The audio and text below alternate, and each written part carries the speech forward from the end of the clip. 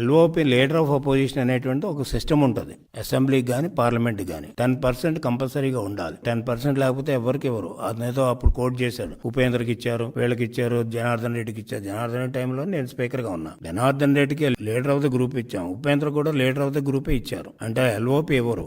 కౌలన్ షక్దర్ లో ఆ రూల్స్ లో కూడా చాలా క్లియర్ గా ఉంది, 10% మెంబర్స్ ఉంటేనే ఎల్ఓపి వస్తుంది. అంటే ప్రజల్లో నువ్వు అపోజిషన్ కూడా పనికిరావని చెప్పిన తర్వాత మళ్ళీ నాకు అపోజిషన్ లీడర్ ఇవ్వడానికి డిమాండ్ చేయడం ఏంటి నాకు అర్థం కాల. అపోజిషన్ లీడర్ అక్కర్లేదు, ఆయన ఆ పార్టీకి లీడర్ కాబట్టి వచ్చి ఫైట్ చేస్తూ మాట్లాడొచ్చు, ఫైట్ చేయొచ్చు హౌస్ లో. అది ఎల్ఓపి ఉంటేనే వస్తాను, ఎల్ఓపి లేకపోతే నేను రాదంటే అదొక పెద్ద dramatic way of doing things. ఒక మెంబర్ గా ఎంతమంది చేయరు. జనార్దన్ రెడ్డి ఎల్ఓపి కాదు, ఆయన ఫైట్ చేశాడు కదా అప్పుడు 89 నుంచి 94 వరకు ఫైట్ చేశాడు. ఉపేంద్ర ఫైట్ చేశారు. అంచేది ఎల్ఓపి కొన్ని రాష్ట్రాల్లో రాకపోవచ్చు, రాకపోయినప్పుడు కూడా ఫైట్ చేస్తారు పార్టీలు. కానీ ఇది అసెంబ్లీ నుంచి పారిపోవటానికి వేసేటువంటి ఎత్తు తప్ప మరొకటి కాదు.